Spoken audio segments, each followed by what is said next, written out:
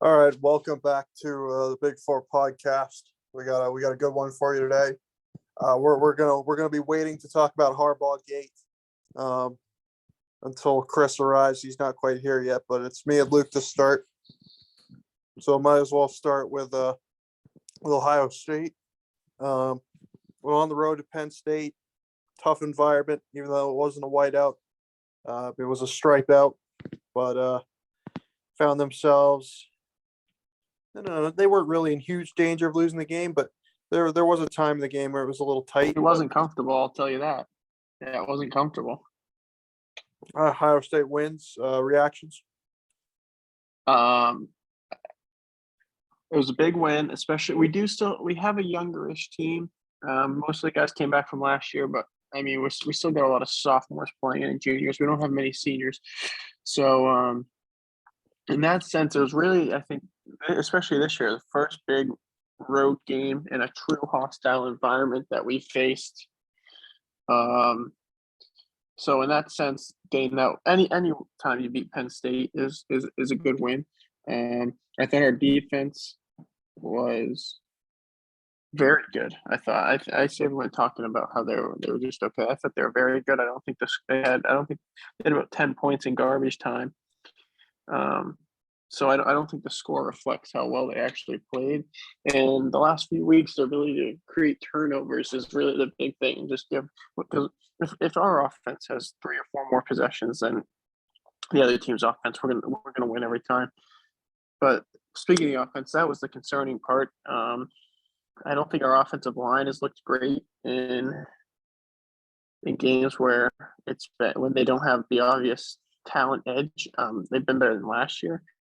And I don't think the play calling was great yesterday, this weekend. And that's one thing that concerns me about Ryan Day going forward, is he showed it in the Michigan game last year. He showed it in this Penn State game. He showed it before. In big games, it seems like he can't adjust to his game plan when something's not going well. I think he tried to run the ball too much, in the sense that it wasn't working in the Penn State game. And I think he was so determined to run the ball that he kept running it. And I think that's why he was throwing so many of those wide receiver screens. And really what was working is those middle pushing the ball downfield to the 10 to 20-yard range and letting our receivers beat the Penn State cornerbacks. That's what was working. And it seemed like he didn't like going to that because he wanted to establish the run.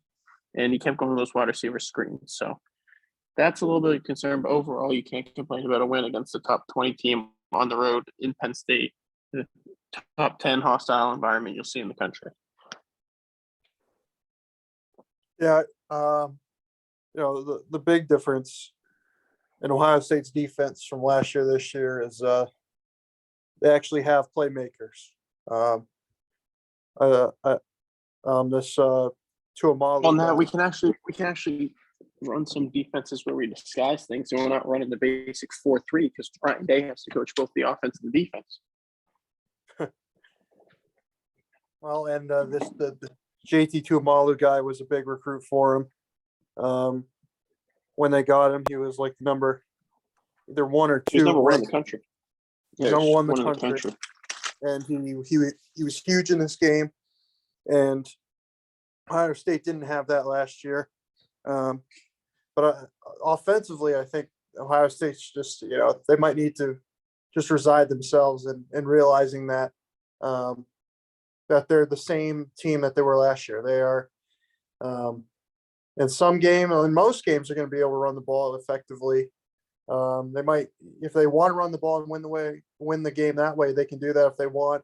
But when they play high level competition, they're going to really have to.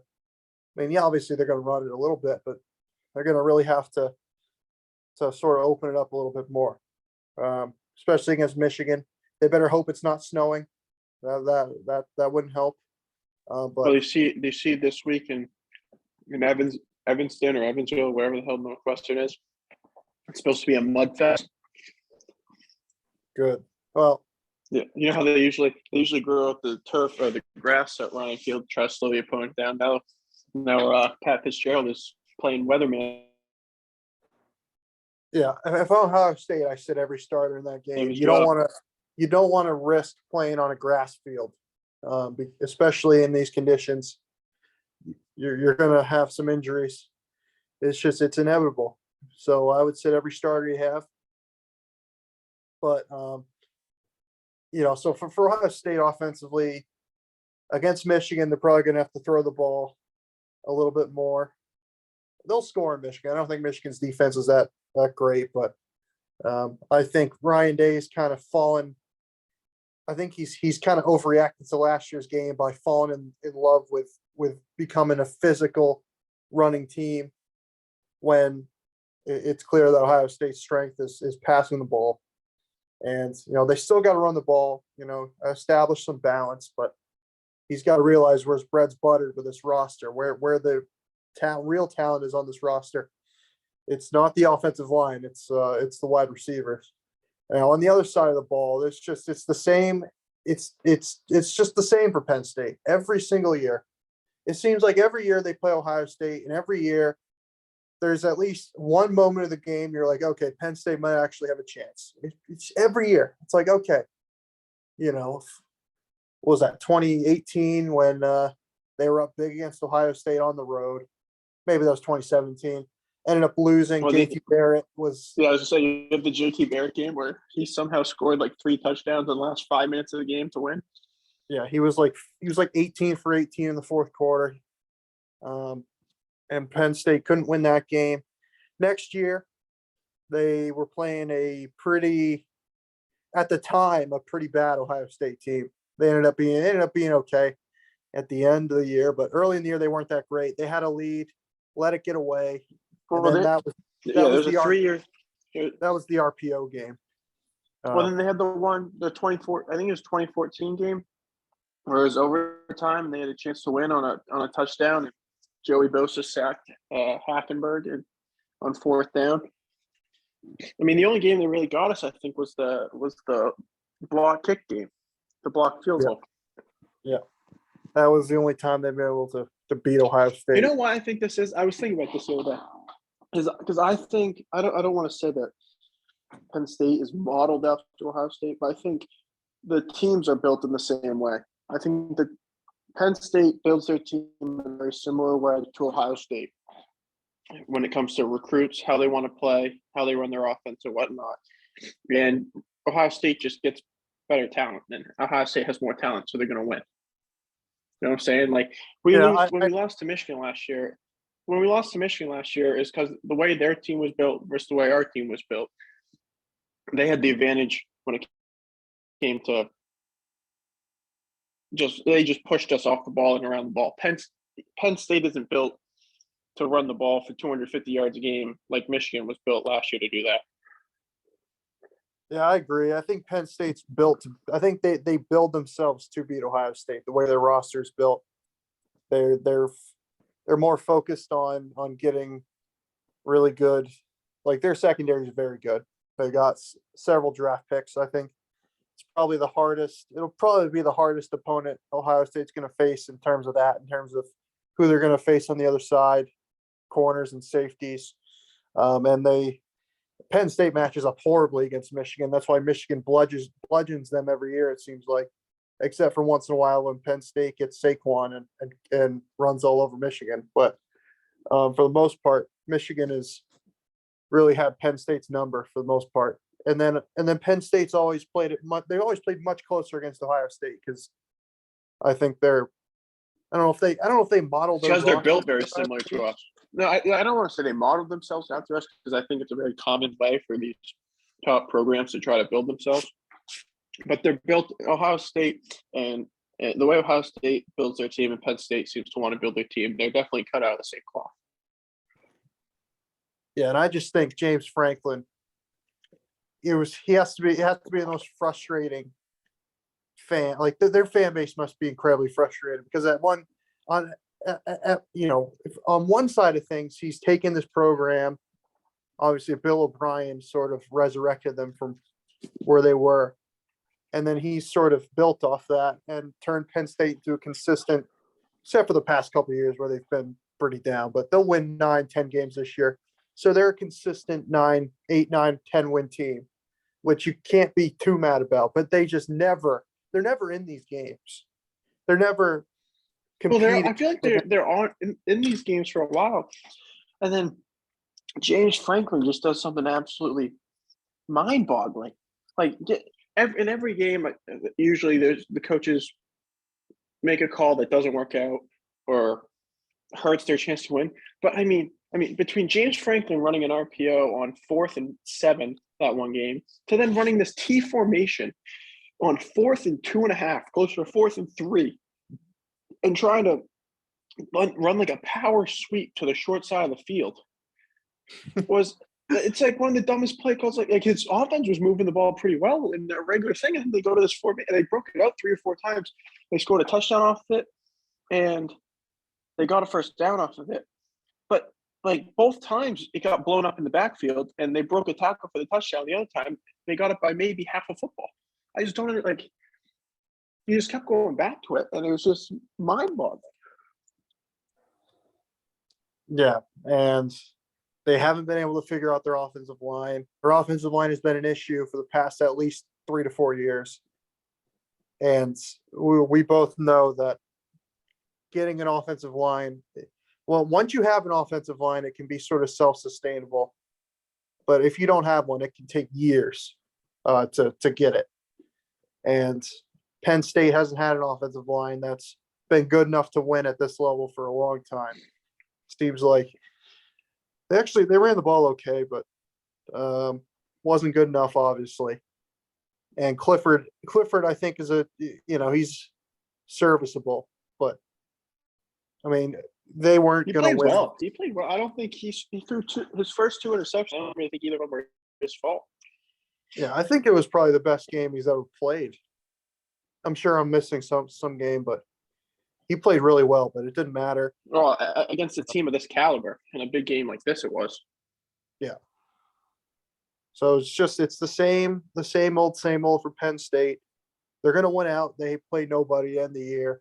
They do have a rivalry game, last game of the year. Maybe that'll be interesting, but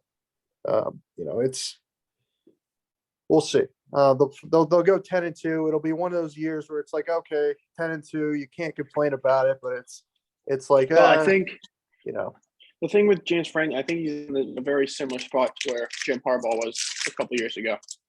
Yeah. Where he hasn't been able to seem to find it in big games, and people start asking questions: is he on the hot seat, whatnot? So over the next, he's locked in for like they're not going to fire him in the next 5 years. They don't. No. They just paid him a massive extension, but he has probably the next 2 years are big for James Franklin. See if he can get over that hump. And he's had a lot of turnover on the coaching staff. He's had like 4 offensive coordinators in 5 years. And the guy he has now has been with him for the last 2 years. He's, I think I understand what they're trying to do, but they don't have the personnel to run the type of offense he wants to run. And then they kind of. Well, that's the problem with, I think, both Harbaugh and Franklin is they get stuck in the offense that they want to run, and they don't adjust it to the players that they have. Because you can recruit your system to an extent, but like at the same time, you do need to adjust year to year to the players you have. Well, they tried to kind of get more run heavy for 1 year. They hired the Minnesota offensive coordinator, then fired him before the year was even over, and then they went back to the spread sort of thing that they're doing now. Yeah, but the thing with Sean Clifford is he's not really a spread quarterback. He's an RPO, short pass kind of guy, in my opinion. Yeah, and that's when Penn State was at their absolute best. It was that. They ran spread. They were never under center. They ran the RPOs with McSorley and Saquon, and they had the receivers that were good enough also.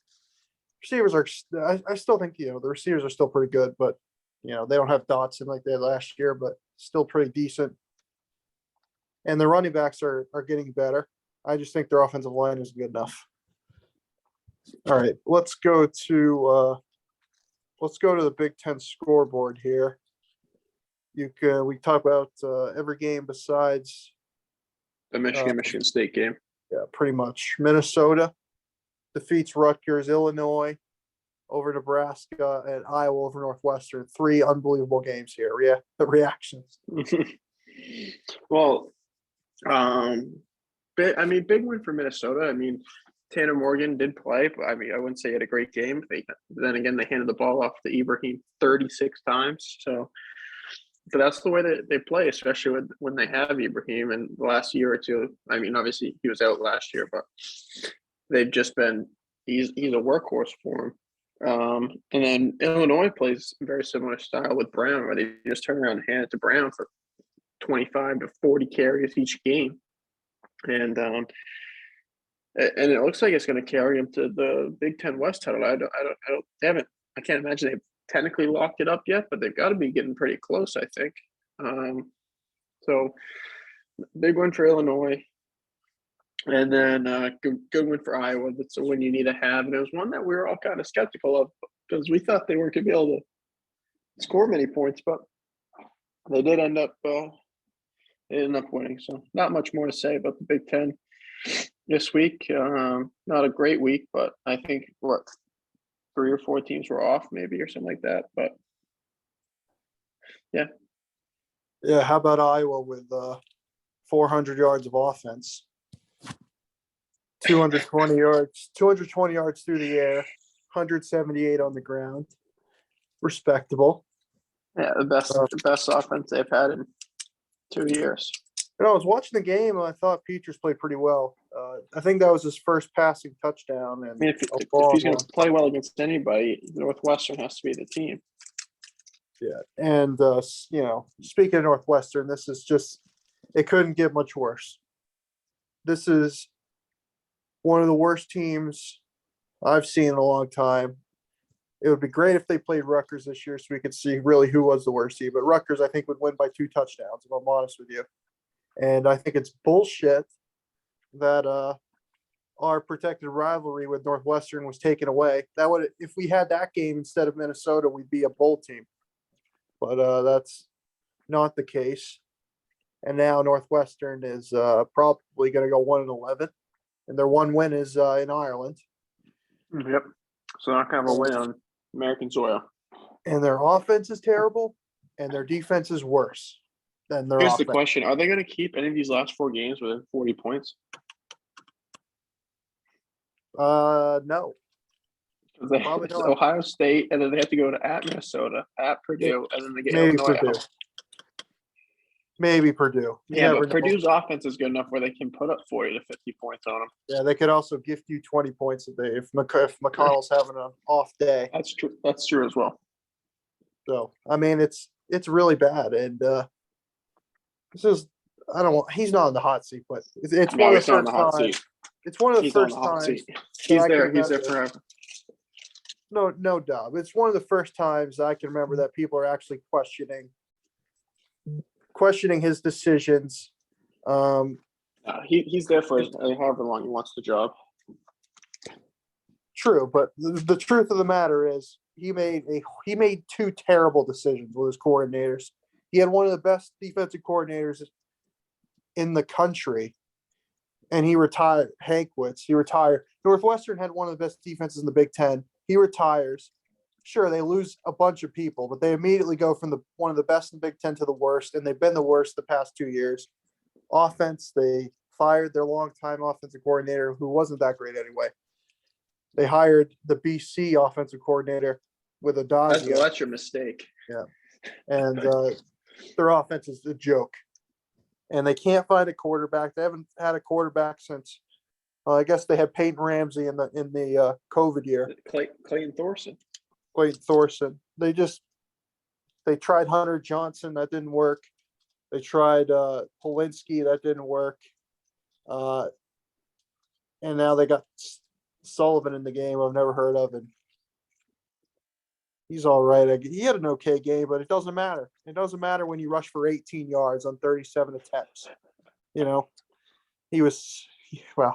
That's not good. He must have been sacked 8 times.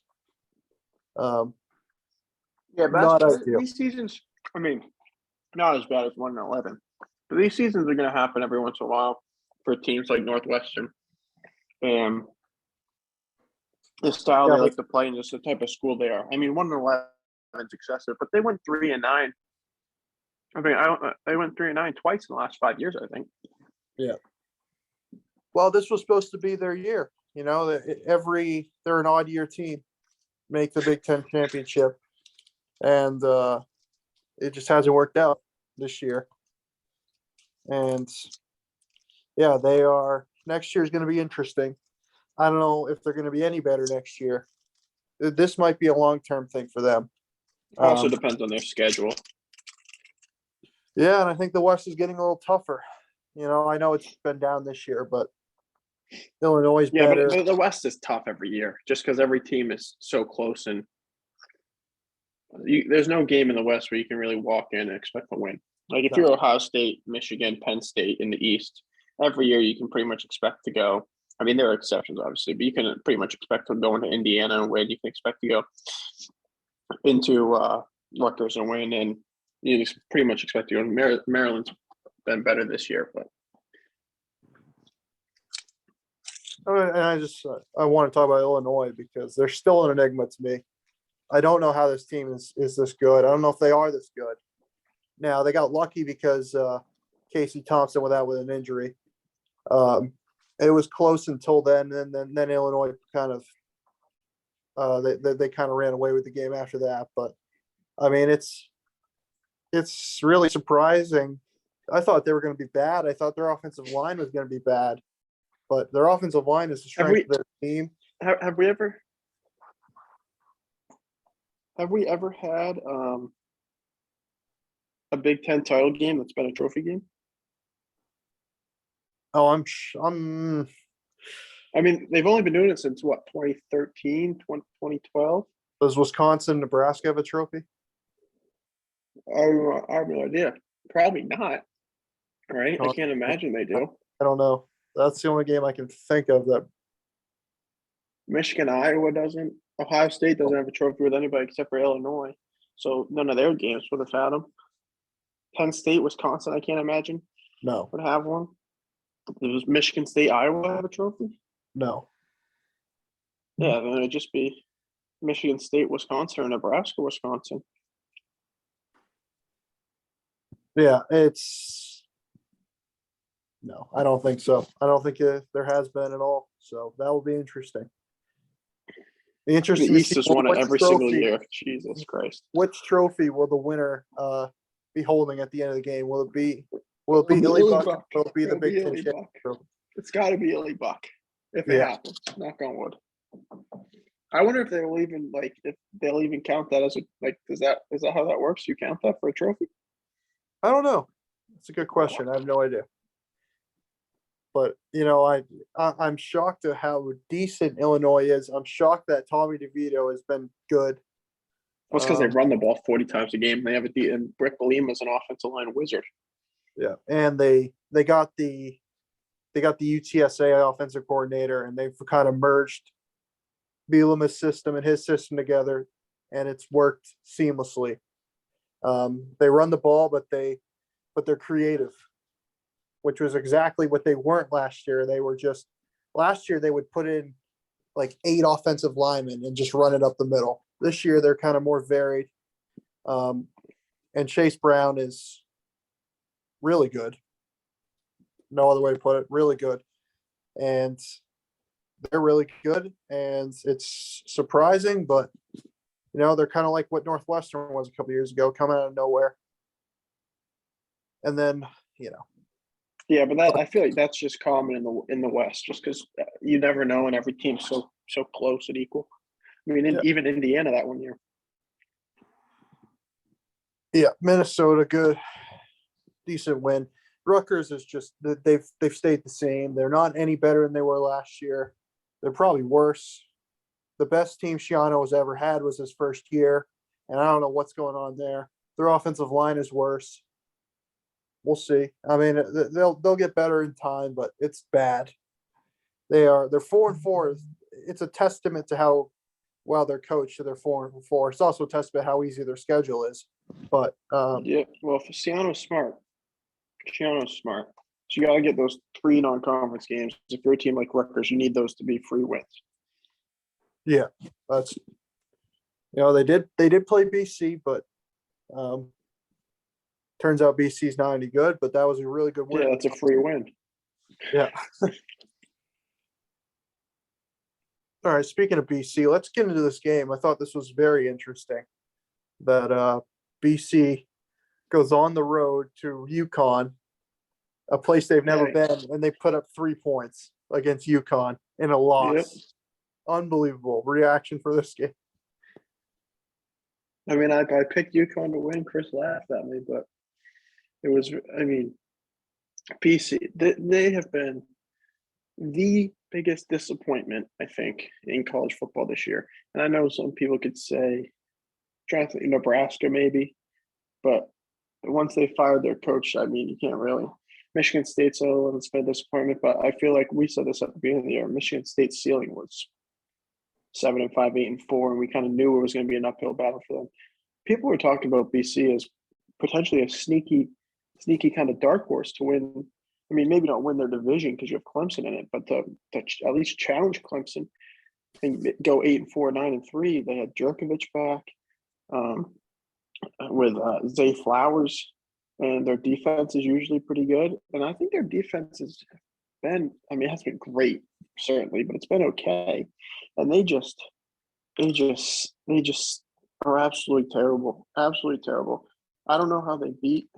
No, actually, their defense has been pretty bad, but I don't know how they beat Louisville at all. I mean, Louisville's had a big bounce back, and they're definitely in trouble of going.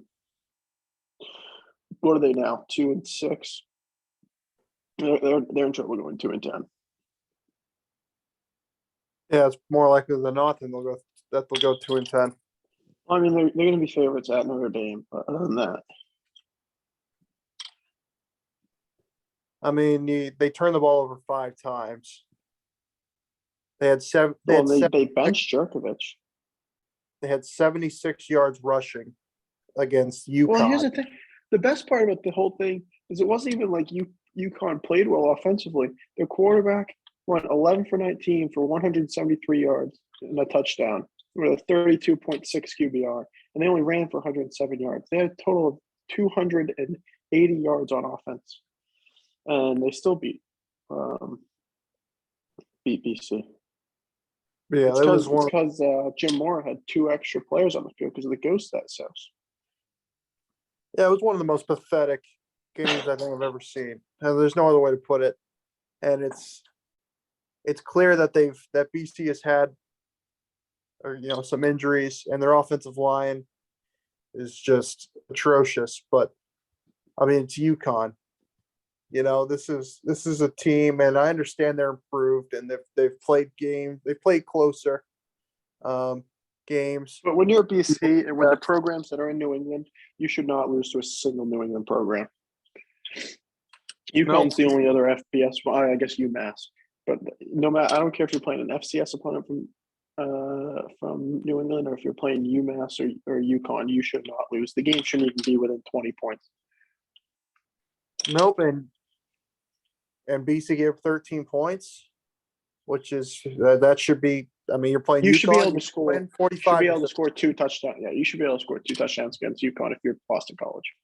If you look at, so they played 3 ACC teams this year. They lost to Syracuse 48-14. In that game, Syracuse had almost 500 total yards. They played NC State. They lost 41-10. NC State had almost 500 yards. And then they played BC and won 13-3. And in that game, BC had 335 total yards, but they had 5 turnovers.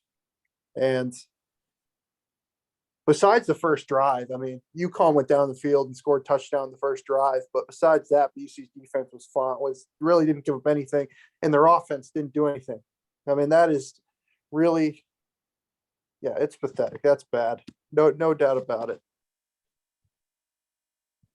All right, let's talk about the Big 12 a little bit here. I know there were a couple of games in the Big 12 this week that were interesting. Hold on. The app's taking a while to load. Well, I think the most interesting one was the Kansas State Oklahoma State game. I mean, that was I think that was the only Big 12 matchup that was a ranked matchup going into the weekend. Yep. And it was, I think Kansas State was 1-point favorites, and they just absolutely demolished 48-0. Oklahoma State just didn't even show up. And what's his face was hurt, wasn't he? The K-State quarterback. Yeah. Adrian Martinez and Will Howard still went for almost 300 yards and 4 touchdowns and played well. Howard might be better. He might be better than Martinez. He could be. He could be. I mean, Kansas State just absolutely dominated Oklahoma State. I don't know where Oklahoma State's ranked now. And with the new playoff committee, 18. Yeah, that was. I mean, they were top 10 going into the game. They dropped to 18. I think. I mean, it's looking like you'll probably end up getting up TCU, Kansas State, Big 12 championship game. I know you never know with the Big 12. I mean, I think Baylor has Kansas State played Baylor yet? Yeah. No, I don't think so. Let's see. So that if they haven't played yet, that game might end up. They play at Baylor. Yeah, that might end up determining the who plays TCU in the championship game. But I think Kansas State can beat TCU. I think Kansas State's probably the best team in the Big 12 right now. And I mean, TCU certainly can score a billion points on anybody in the Big 12. But yeah, I just think Kansas State is the best team. I mean, they lost to TCU and they lost to Tulane.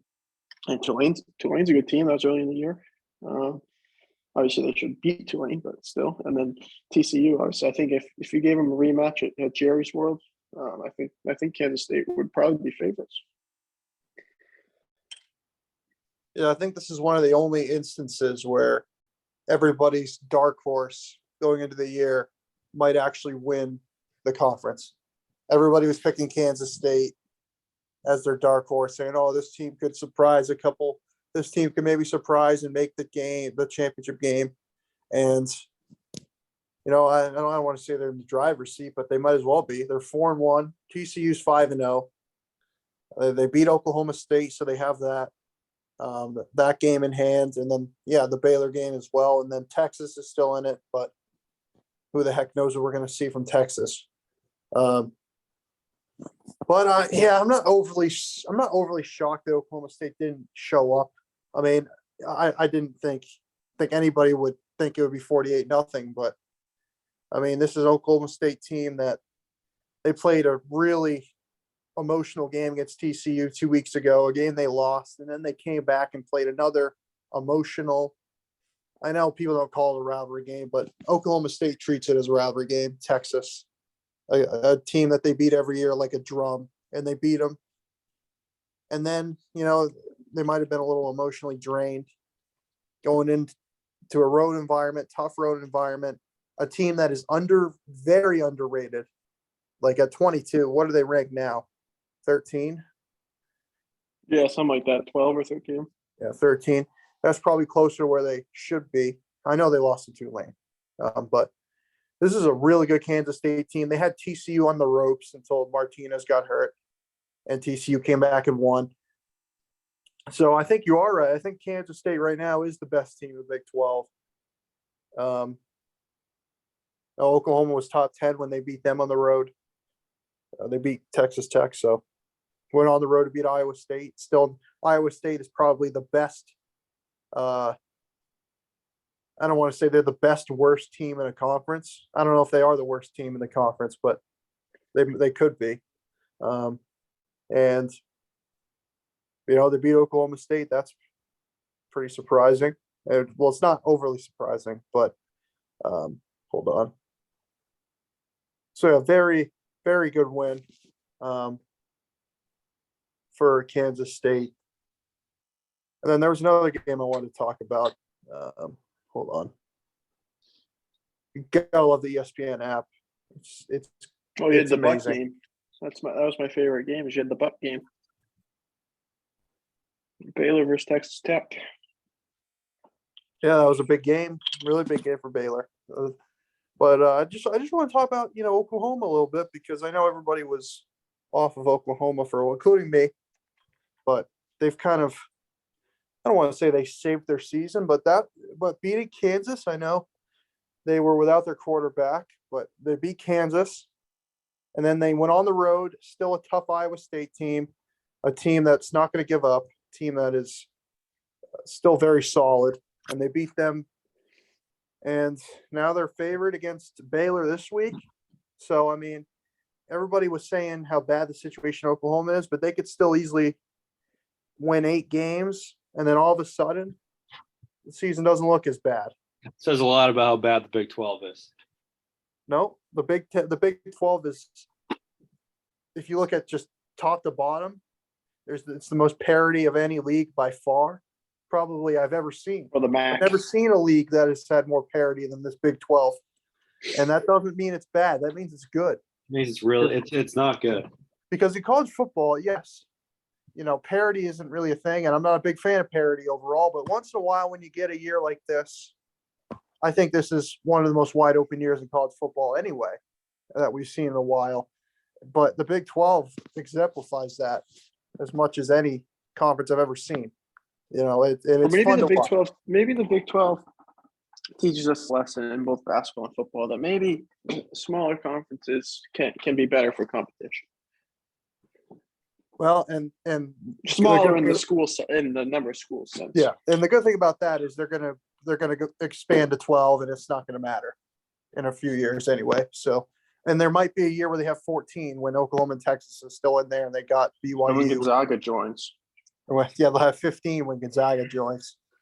All right, now that Chris is here, I guess we got to talk about the biggest Harbaugh story of the week, the Harbaugh gate. That's what I'm calling it. Have you talked about the game act yet? No, Okay. we saved that. We'll start with the post-game altercation where basically, if you haven't seen the video, then go watch it. It's actually quite funny. Basically a Michigan player skipped up the tunnel when Michigan wasn't supposed to be in there. Got all up in the face of one of the Michigan State players. That's not true. That's not what happened. Actually, what happened is Harbaugh came and the running up the Michigan tunnel State shirtless players and were started defending themselves, swinging at players.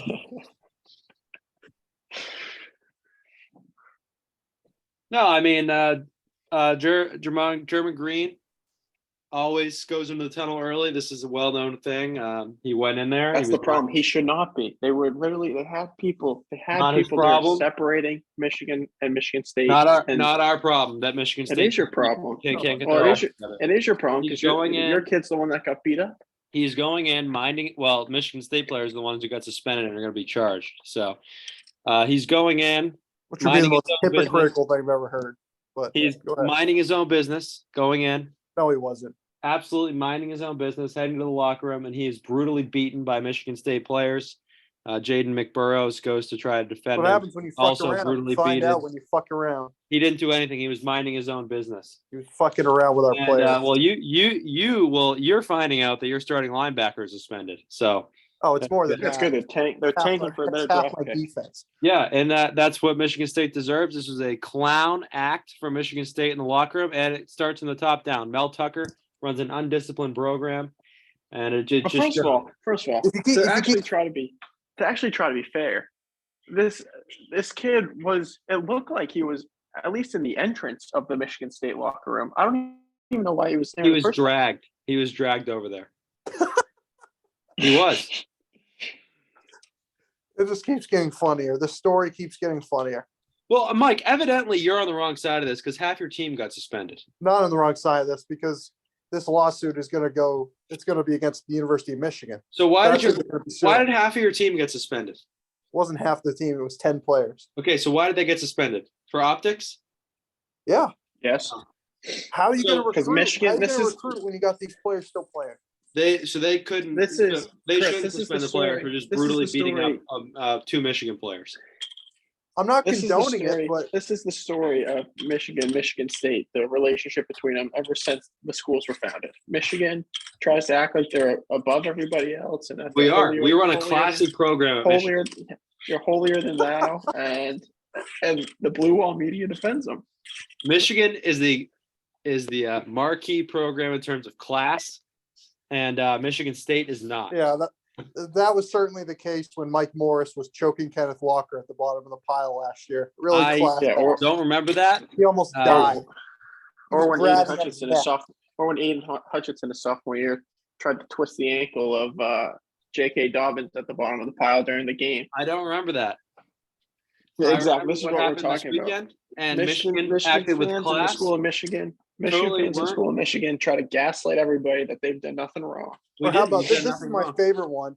When Michigan won their Super Bowl in 2018 and went parading around the field with Paul Bunyan and then proceeded to trash the visiting locker room at Spartan Stadium, throwing shit and piss on the walls. But that's real classy program up there in Ann Arbor. It really, Listen, at least we're not beating the other team to a pulp. that's worse. 10 on That's 1. way worse. You're not even using your fist. The guy didn't even use his fist. He used his helmet. Good. He deserved it. Listen, this is the same Michigan program that didn't want Michigan State in the Big Ten. That's what they deserve. They Great. deserve when you fuck around and you talk Nobody shit did to the anything. players. No, and he didn't. Instead of celebrating with the trophy, we're taunting our players up the tunnel. No, You that's fuck not around, true. you find out. And Javon listen, Green goes in the locker room early after don't every care. game. He I went in don't there. care. Michigan State players beat him up because they're undisciplined, and that stems from the coaching staff. No, Um, this problem is systemic from Michigan. Systemic. It starts from the I top. really from the find clown. this hilarious that you're trying so hard to pin this on Michigan. 10 of your players were suspended, and a bunch of them are being charged or are being They're not going to be charged. And if they aren't charged, then I expect Jabril Peppers to be charged for a punching bunch a of man them. in the face. Sorry, that was poor wording. A bunch of them are. There's a possibility they get charged with assault. They're not going to get charged. Dave Portnoy said it was assault with a deadly weapon. They're not Good. going to be Listen, I don't charged. care. I don't think you So understand. I don't know what how I'm saying. that somehow turns into Michigan's fault here from Mike. Just keep that in mind. Because one viewer. you'll see when the lawsuit comes and Michigan is the big defendant because How they is didn't it secure the defendant? tunnel. This should have never had the Maybe possibility of happening. Why can't your players Never just had act? the possibility Why of can't happening. your players just act in a orderly fashion? Go into Doesn't the matter. locker room and It's be done. it is Here's the thing. This is a Here's the rivalry thing. Here's game? the thing. Here's the thing. Obviously, the Michigan State players are at fault. They should not just be beating the crap out of opposing team players in the walk up to the locker room. But the two things can be true at the same time. At the same time, every single year, especially at Michigan, when Ohio State and Michigan play, before the game, at halftime, and after the game, we have videos come out of the teams getting in each other's faces and screaming at each other. I mean, this has been going on for 50 years. It was bound to happen. There's no clubbing with helmets, though. No, but because they have a million security people in there separating the two teams. But what I'm saying is, last week we saw with Penn State throwing the peanut butter jellies at Michigan. At some point, it was bound to happen that something like this was going to happen. And I don't know why Michigan doesn't. I don't know why they don't, especially for rivalry games like Pure Michigan negligence. State and Ohio State. I don't know why you don't either. You can put up a temporary barrier that you can have split the thing in two. I don't know why they don't take more precautions. About Not a this, big 'cause deal. Just don't act. it isn't It a is big deal. I deal. agree. You cannot have the players after an emotional rivalry game where the opposing coach tried Emotional to run up the rivalry score. game where they just You got beaten cannot to a have the pulp. It players wasn't like it mingle. was a You can't close do it. loss. They were beaten to a pulp on the field. Yeah, and the opposing coach tried to run up the score. That is not. Yeah, well, Tried listen. to run up the score. Don't and be you down cannot have the 22. players mingle. I'm sorry. This is not Michigan Rutgers. This is not a respectful rivalry. And the reason why it's not a respectful rivalry is because Harbaugh's a clown. He's a Don't be horrible down. human being. Don't be down There's no other 22 way- when you don't have the score run up on you. Why is it Harbaugh wants to always run up the score on Michigan State, and when Michigan State beats Michigan, it's Listen, always Mel Tucker has done a lot of talking over the last He has done no 365 talking. days. He's done no So- talking. Yeah, well, You know last what? time I checked, I'm gonna Mel bring up Tucker's the race record against card if you Michigan keep is bringing Mel 2-1. Tucker into this. Are you racist? Do you not like black people? Is that why you don't like Mel Tucker? All I'm saying is that Mel Tucker. I'm ready. Listen, I'm armed. I'm ready to go. Great. Mel Tucker has done a lot of talking over the He's last done no talking. 365 days. The only talking he's done is beating your program to a pulp the last 2 years. That's the only talking he's done. He's done a lot of talking. What talking? And little brother was acting up, and big brother put him in their place. No, here's what happened. Big brother was teasing little brother, and little brother punched back, and then big brother went crying to mommy. That's what happened. That's what not happened true. in the tunnel. Yes, There was no clubbing on the field from Michigan. There was nothing. You play the football game, you go to the locker room. That's it. Well, Yeah, but it Michigan might as didn't well do been that. clubbing Yeah, when we Michigan did. had We a played the double football reverse game. on We went to the 22. locker room, and then we were clubbed in the way the locker Bush room. League. When you run a Bush League play, you deserve to get It's not a Bush League beat. play. Yes, it was. It was Bush League. Maybe don't Up maybe don't 22 be down points. 22 points. Don't care. It was Bush League. If it was the other way around and Michigan State ran that play, the blue wall would be all over it. They would be all over it. Maybe Michigan needs to build a blue wall in that tunnel and separate it into two. I mean, it's true. And you'll see this when the lawsuit comes out. Michigan is the main defendant. They did not secure the tunnel. They did not. Their security was a complete joke. And I love how Michigan, this is a blue wall thing also. Michigan loves to talk about, our great stadium. That's a library. And oh my goodness, the one tunnel. What a tradition. The one tunnel. It is a great tradition. When about half the stadiums in the Big Ten have one tunnel, including Spartan Stadium, and you never see anything like that happen in Spartan Stadium. Yeah, it's because everybody wants to be like Michigan. Everybody wants to be like Michigan. They go after Michigan. Because at Spartan Stadium, they don't leave peanut butter and jellies out outside the visitor locker room to get thrown at them, and they make sure their security actually keeps the two teams separated when they go to the tunnel. Michigan State makes sure. They do a great job making sure the two teams are separated, especially in big rivalry games like Indiana and Michigan. And Penn State, make sure the teams are separated, because this type of incident, if it happened at Michigan State, if it was the other way around, first of all, there'd be no video footage of this. There'd be magically no video of what happened. Second of all, Michigan State would get all the ire from the press because they didn't secure the tunnel. And Mike, it is not our problem. I'm not condoning what happened. We have an innocent player running back to the tunnel. Yeah, give me a break. Minding his own business. I'm sure he didn't say anything. He was minding his own business, and he was brutally beaten by your player. I'm sorry. If this guy was running up the tunnel, talking shit, he was minding his own business. He was doing what he always does. He goes back to the locker. He might deserve to get his ass beaten just for being an idiot. Well, here's the other thing. Michigan State players. Here's the other thing. You know why it doesn't happen after Michigan State wins? It's because when Michigan State wins, they take the trophy and they go celebrate with their fans and their great student section they have. And when Michigan wins, they take the trophy and they get all up on the Michigan State team as they walk back. That's not what happened. It's embarrassing. It really is. Michigan. Why wasn't the player celebrating with the trophy? He has a tradition. I don't know why. He goes in the locker room early. I don't care. That would never He's been happen. out for the last year and a half. This was like the first game he dressed. He can't even have that kind of tradition. Jamon Green? No, the guy that he might as well not. All the Michigan guys were saying how he had a torn ACL. He was going to defend Green. Yeah, he was skipping. He was skipping into the locker room, defending him. Yeah, I'm sure he wasn't saying anything. Nope, he wasn't. I can't wait till it comes out that Jamon Green said something about someone else's mom, and then the blue wall will just mysteriously, I don't know, maybe they'll run a hit piece on the kid's mom. I don't know, but the Free Press headline: Kari Crump's mom is a criminal. I don't know, but obviously, this was, I think Mel Tucker. He hasn't said this publicly, but privately, he was expecting this sort of thing to happen because Michigan is a Bush League program, and Michigan State unfortunately took the bait. And Michigan is a model for class. No, we knew this was going to happen. Harbaugh loves this.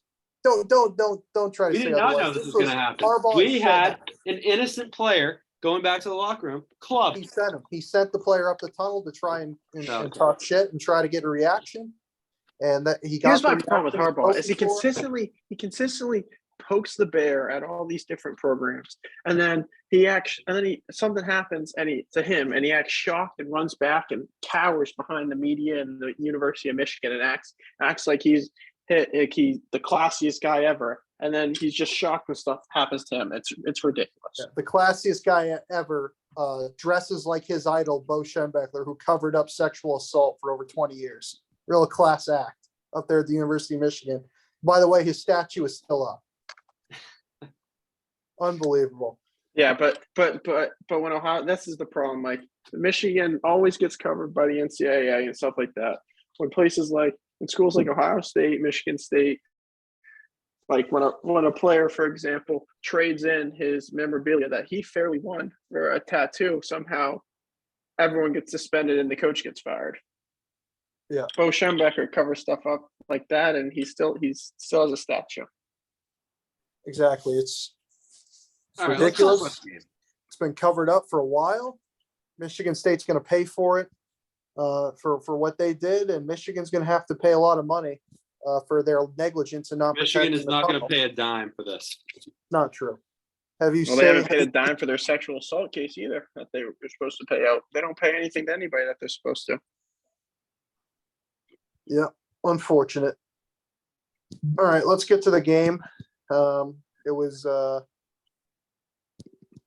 game that was closer than the score was closer than the game really was. Michigan was in control for a lot of the game. Final score 29-7. Reactions. I mean, I think Michigan State played as well as they could. They obviously couldn't put the ball in the end zone. That's really the big thing, especially when you're the underdogs. You have to convert when you're in the red zone, especially when you have an offense like Michigan State. But I think Michigan showed a lot of weaknesses. JJ McCarthy was absolutely awful. And he'll be exposed when they play teams like Illinois and Ohio State. And you're not going to be able to just turn the ball around and hand it to Blake Corum 35 times a game and expect to get 6 yards at pop. So not much more to say. I mean, yeah, we probably can. Nope, you're not going to be able to.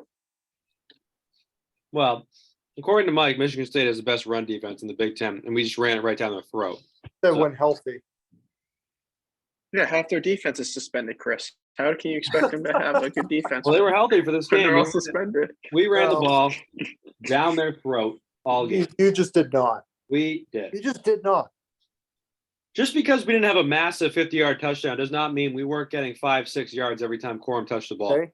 Okay, I don't care. 5 yards of carry. We were going to give you 5 yards of carry. That's better. Okay, we'll hand it off every time and go right down the field. Well, you didn't go right down the field because you couldn't. We actually score. did. We got to about the 15 every time, kick the field goal. Okay, that's not going to be good enough to beat a real team. Well, that's because we don't have a quarterback, but I'll get to that momentarily. Okay. Well, actually, Chris, you do have a quarterback. He just happens to be on the bench. You do have a cornerback, Ronnie Bell, apparently in the fourth quarter. Yeah, I mean, first half was not great. I mean, Michigan State. It's embarrassing. Well, let's just say it like it is. It was embarrassing. As Mike always says, Michigan State has the emotional advantage usually in this game. But why? I want to know why, especially this year. Because they're usually the Michigan underdog. should have the advantage. They should have the clear advantage. And so, Michigan State came out, played a good first quarter and a half-ish. Got screwed by the refs. Couple big plays to Keon Coleman. They had that devastating 4th and 1 miss. Which one? In the red zone where they hit the delayed handoff. That was bad. But yeah, I mean, end of the second quarter and in the second half, Michigan pretty much took over. They were running the ball well in the first half, but obviously the turnover from Johnson didn't help. But yeah, I mean, ran the ball well, can't complain there. Jake Moody's the best player in the Big Ten, can't complain about the special teams. But the red zone offense is terrible, and the number one reason for that is they're afraid to throw the ball into the end zone. That's because they don't trust JJ McCarthy, who was named quarterback 1. And if you don't trust him to throw the ball in the end zone, why is he playing? Also, they have turned him into a game manager. And I really don't understand the point of turning him into a Because game we were talking about this. He could Mike run. and I were talking about this earlier when we were talking about Penn State. Is because Michigan and Penn State cannot adapt what they want. They're so Harbaugh, especially, is so stubborn that he wants to play a specific way. He wants to turn around and hand the ball off 30, 40 times a game, which is fine. But then why is it McCarthy in the what's his face, the game manager in the game? Because he can actually at least do that and actually make some plays on play action. But they're so stubborn that he will not adapt anything he does, especially on offense, to the players he has. No, Michigan's better offensively with McCarthy in the game. I agree with They don't Luke. play to his strengths. They don't play to They don't play to McCarthy's his strengths. strengths. Yes, they do. 100%. They do not. Him scrambling alone is better than anything else McNamara can give you. Okay, yeah, he can scramble better than Cade, By but far. he's not even close to as accurate as Cade is. And He was the difference in the game, Chris, because if because you had like he a could- if he didn't 300-pound scramble, he linebacker had about spying on him. Michigan had about 8 third down and 4 or 5 or longer that he just easily converted. And if that wasn't there, Michigan would have lost the game 7-6. I don't think they would have lost the game, but Yeah, they would have. they would have No scored doubt in some my more mind. touchdowns if Cade was in. They're afraid to throw the ball in the end zone with McCarthy. And I know a big knock on Cade last year was that his deep ball wasn't great. McCarthy's is even worse. He throws the ball But they in don't hands. throw the ball deep. Did he even throw a deep ball? No, he doesn't. But that was the biggest knock on Cade. Well, we need somebody who can throw the ball down the field. McCarthy has an even worse deep ball. He throws the ball into the stands every time he throws it over 30 yards. So you turn this guy into a game manager. You don't play to his strengths, like Luke said. If you're going to play this type of game, why don't you have somebody that's good at playing this type of game and have Cade McNamara be the starting quarterback? I don't get it. That could be an issue. Defense, I thought the defense was fine. Your defense- Yeah, but you also the problem is you also don't know because it's Michigan State. Well, like I said, over the last couple weeks, pass defense is a little concerning. The corners are bad. DJ Turner and Jamon Green are awful. Well, lucky for you, Green won't be playing for a while. Yeah. And you can thank Michigan State for that. So Here's the thing, Chris. This has got me thinking after watching Michigan the last couple weeks and Ohio State is I have no idea how that game's going to go because Michigan's offense it matches up well against Ohio State's defense or should match up pretty well against Ohio State defense, especially with what our strengths and weaknesses are. But the same goes for Ohio State's offense against Michigan's defense. Ohio State should be able to throw the ball for 400 yards against Michigan's defense. I But agree. I don't know if Ohio State's defense will be able to stop Michigan's run offense. It's going to be a turnover. Whoever wins the turnover battle. Yeah, overall good win. The red zone offense has to improve if we have any chance of beating Ohio State. But overall, fine performance. Yeah, I do think it's concerning that Michigan's are getting off to a lot of slow starts. That's another thing you got to be a little concerned about. For against Maryland, they were gifted a touchdown against Maryland, and it was still like a 4-point game at halftime. Pulled away in the second half. Indiana tied at halftime, pulled away at the second half. Largest deficit of the season was against Michigan State, 7-3, 13-7.5. Should have been up way more. Pulled away in the second half. You can't do that against better teams. You're going to have to find a way to get going a little earlier in the game. And, obviously red zone offense, whatever. Michigan State's defense was really good in the red zone. So not too concerned about that. Michigan State basically has they nothing basically to do let with it. Michigan go right down the field. And then That has nothing to do with it. Michigan did not even try throwing the ball in the end zone because they're afraid of their quarterback. And you know what? It probably stems from the interception that he threw against Indiana. Michigan State's got a very good pass defense, so it's not surprising. Oh, yeah. They have an awesome pass defense. So they're afraid of their quarterback. And I don't blame them. He shouldn't be starting. All right. And now we get to the good guys. The respectful team from East Lansing. That was, I mean, in one way, it couldn't have gone much better. In another way, it couldn't have gone much worse. It couldn't have gone much better for the defense. That was a clinic. That was the defense that Michigan State has been trying to play all year. If you look at the averages, it might be a little misleading. Michigan could not break away the big run, which is something they're really good at. And Michigan State, they just bottled up the run all game. I know Michigan was moving the ball out of the field, but when it really mattered, Michigan couldn't capitalize in the red zone. That was a terrific defensive game. Good game from Winmon. Too bad he's out for the year. Good game from Zion Young, solid young player. Too bad he's out for the year. Solid game for Angelo Gross. I know I was expecting us to play a little more 4-3. We played a lot of 4-2-5 with Angelo Gross out there. Too bad he's out for the year. And I thought our defensive line played really well. I was noticing a lot in this game. Michigan State's defensive linemen were getting off of blocks, but Corum was just too fast. Yeah, I was going to add that too. Like I'll give him credit when Edwards was in the game. They did a good job stopping the run. Corum just made a lot of plays. I will say that. I think our defense is more suited to stop it. If Hassan Haskins was on this Michigan team, I think our defense would have done much better against him. And we did do much better against him last year.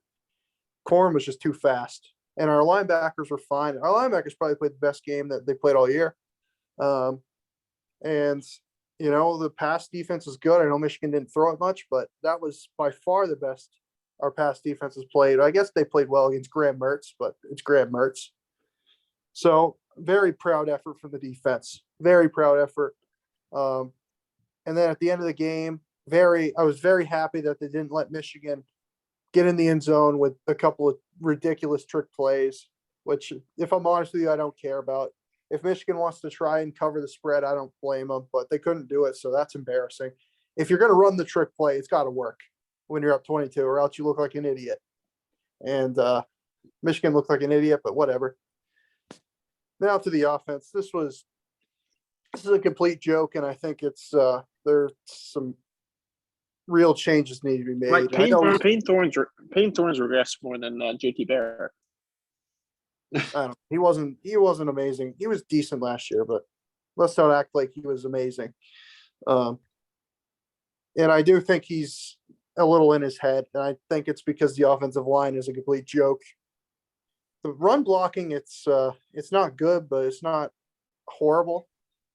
Thunder had a good game. 9 rushes, 17 yards. I'm telling you, Hale's our best running back, Elijah Collins. 7 carries, 22 yards. That's 3 yards a carry. That's awesome. Yeah. What's his nickname? If you Hale. If you average 3 yards a carry, that means you average a first down, because that means you get it in 4 downs, but second and 7. Well, I didn't even see it. Light. Where was Lightning? Well, you couldn't see him because he was so fast, Chris. Yeah. He was up the sideline running. He wasn't in the game. And this was the guy that Mike was very excited about, was the Pac-12 Player of the Year. He doesn't even play. Yeah, he was really good against Akron. I don't know. He just has – he has not translated at all into good competition. Ever since he slipped in the end zone against Washington, got the safety, I don't know if I've seen him play another down. But I'll talk about it. Our running backs are a complete joke. You could not have a polar opposite between last year and this year. Last year, Kenneth Walker might have been the best running back I've ever seen, and these clowns in our backfield are some of the worst running backs I've ever seen. Jalen Berger should not be anywhere near a Big Ten team's backfield. He is terrible. First of all, he's got awful vision. He cannot find the hole. First of all, and I've never in my life seen Jalen Berger break a tackle, ever. Not only does he not break a tackle, he can't juke anybody out either. He's our number 1 running back. He had 9 carries in this game. I actually like Elijah Collins. Hale. I think he's our best running back, but I don't know why he's running back 2. I think he's all right. But he's not the running back you need for this team to be really good. Okay. Now, I know Luke was talking about how Michigan State's offense is bad, and it is, but you put up like 175 yards in the first half, and then it seems like this has happened way too many times. The offense just completely self-destructs in the second half. Wide receivers are not on the same page with quarterbacks. Terrible play calling. Don't get me started with the 4th and 1 play. On Michigan's, they on like the 5-yard line, and we run a counter where Michigan had 8 players on the left side. We run a counter straight into them, where apparently Thorne had the option to sneak, which don't even get me started with that. Don't even get me started the fact that the quarterback had an option to sneak and he decided not to. But the play calling was a complete joke. Coleman played a great first half, and we couldn't get the ball to him in the second half. Credit Michigan on stopping him a little bit, but you couldn't get Jaden Reed involved. I'm sorry, there are too many weapons on this team for them to be scoring 7 points. Obviously, the offensive line sucks, but Coleman is very good. Reed is very good. You got several different tight ends you can throw the ball to. I know they all can't run routes, and I know they're all stupid. I know Thorne was yelling at Barker because he doesn't know which routes to run, but it's unacceptable. I'm not saying we would have won the game, but if we had a competent play calling with the amount of talent we have, this game could have been close in the fourth quarter, and you never know.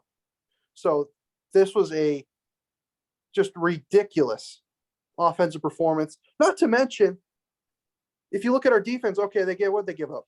215 yards rushing? What did they give up? Hold on. What did they give up? 276 yards rushing. If we had a competent offense that could get 5 minutes off the clock, that's probably 190 yards rushing, and it looks decent. But your defense is on the field the entire second half. That's what happens. Complete joke. Changes need to be made, especially on offense.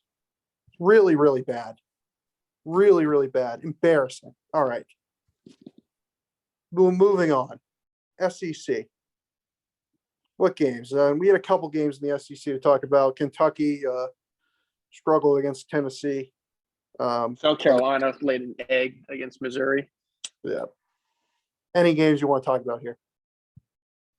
I think Shane Beamer's fallen into the classic problem where he won a couple big games early and he set the expectations too high. I think they'll get a bowl game this year, but I think that's Michigan. Mel Tucker did that last year with Michigan State. You go 9-3 with the Peach Bowl win. You set the expectations too high, too early. Well, that was with the Antonio players. That's true. Tennessee destroyed Kentucky. I don't know how Will Levis. It's not even that he's like these people on ESPN and these draft analysts not only are ranking him as a top 5 quarterback, they're putting him as a top 5 player overall. He stinks. He is awful. Somehow he's going to end up having a good pro career, and they're going to draft him based on his traits. But he was 16 for 27 for 98 yards. Unbelievable. And 3 picks. He's just awful. Texas A&M, that was a great performance by them. End up dropping to 3 and 5. Yeah, dropped to 3 and 5. This freshman running back from Ole Miss is having a great year. And then obviously Arkansas destroys Auburn and get Harsin fired, and he's smiling and laughing his way out the door, to be honest with you. Yeah, I really like to talk about this Tennessee game. I know certain members of this podcast were saying that this game was going to be close and have questioned Tennessee throughout the year. I still have questions. Not only they'll be answered. They'll be answered Saturday. Yeah, they will. I don't think they'll be the answers you're gonna. They are. Just a dominant performance. I'm not gonna lie to you. The team I have the most questions about in that Tennessee-Georgia match is Georgia. Yep. Dominant performance on offense from Tennessee. But how about this? The defense has struggled for Tennessee in many games this year, but they hold Kentucky to 6 points. Yeah, it's a great Kentucky offense. Kentucky has a quarterback who is a top 10 prospect. Oh my God. And they hold him to 6 points. This is an incredible performance all around from Tennessee. And I really like the way. Trying to make the argument, Mike, can you pull up? Is that your argument? Can you pull up the sound? I think I'm telling you. The sound from? Do you remember in when LSU was good with Burrow the defense got progressively better throughout the year. You cannot compare. I'm comparing them. LSU's here we talent go. is 20 times better than Tennessee's talent. defense is getting better throughout the year. Mike, can you pull up the clip from, I don't know if it was last week or 2 weeks ago, when I said Will Levis sucked and Chris emphatically agreed with me? Well, listen, it's different this week. Yeah, that's all I have to say. It's different because the team he likes played him. Nothing really else to say here. I mean, they gave up 24 points to UT Martin. I don't want to hear anything about that. A game that they could have lost. Yeah, I mean, I found this stat surprising. That obviously we're going to talk about this matchup more, but Tennessee actually runs the ball more than Georgia does, and Georgia passes the ball more than Tennessee does. Tennessee ran the ball 40 times. They threw the ball 25 times. They were in cruise control. A really good win. Heupel has turned out to be a terrific hire. And okay, let's hold our horses. I mean, people were saying that after Coach O was hired at LSU and went on his run, and people were saying he won the national championship there. This is different because I think Tennessee has found a play caller who is he's like, it's hard to find guys like that, guys who just understand what it takes to get their guys the ball, the best players they have. They do everything they can. They outcoached Alabama in that game, Alabama's defense versus Tennessee's offense. And, I think this will be a big year for them. Obviously, Hooker might be the best quarterback he ever has there. So that might be. I mean, next year when Joe Milton's starting, he's 25, and the guys on Kentucky's playing against that just turned 18. Yeah, well, Tennessee doesn't have the talent that they're going to have in a couple of years either. So, especially at key positions, wide receiver. I don't think Tennessee's wide receivers are that great. I know Hyatt runs one route, which is the go route. He doesn't run anything else. He's good, but they could be better there. But Kentucky's offense is a complete joke, and you aren't going to expect Kentucky to win nine games every year, but this is bad. And they're 5-3. They're 1 point favorites against Missouri this week. Missouri's actually turned out to be a decent team, but Georgia getting it done against Florida. Good win for Arkansas. Yep. All right, let's move on to pick a game you want to talk about. Well, I mean, we've talked about most of the big matchups from last week, but I do want to just touch on not just Washington State, but the Pac-12 as a whole. I mean, Washington State I'd argue they've had a great year for their standards. I mean, they brought Oregon down to the wire. They're 4-4. They I know Utah had a backup quarterback, but they brought them down the wire. And they played a close game with USC. I mean, what's his face not getting vaccinated might be the greatest thing that's happened to this program.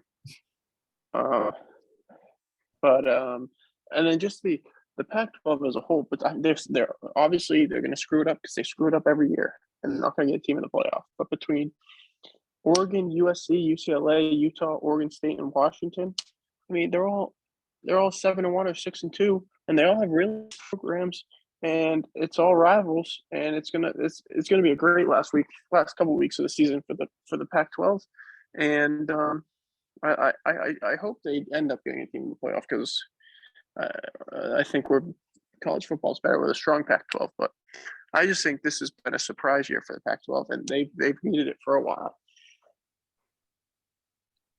Yeah, a lot of comments last week about a certain team being a top 10 team, no doubt, by whatever random matrix that this person is using on any. Well, what team is this? Because I'll tell you if they are a top 10 team. Still, it's going to be Wake Forest, Mike. Yeah, Wake Forest blown out. Blown. They're still out. a top 15 team, but they're not a top 10 team. Blown out by Louisville. Turnovers happen. One of the most embarrassing losses of the college football season.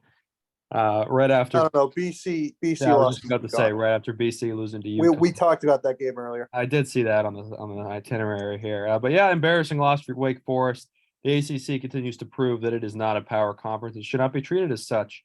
According to Chris, there's one power conference, Yep. the American. The MAC. I want to talk about New Mexico State because, we have to. Jerry Kill, very good coach, did a great job in Minnesota, and he's now the coach there. And they just picked up their first road win since September of 2018. So what is that? Over 4 years. And they beat UMass, a great UMass team on the road. UMass has got a big rivalry game coming up this week against UConn. But that was a really good win for New Mexico State, and crazy that that Pavia, their quarterback, who is at the transfer from the Albuquerque Military Institute, he did an amazing job there. So good win for New Mexico State. All right, let's. I know the rankings just came out. I know a lot of people are talking about them. Do you have any reaction to them? Week 1. I don't have a ton of reaction to them because I think most years, by the end of the year, it really works itself out, and this year is going to be different, I think, but you're really fighting over who should be the 4th team when you really only have 3 teams that should be playing for the title.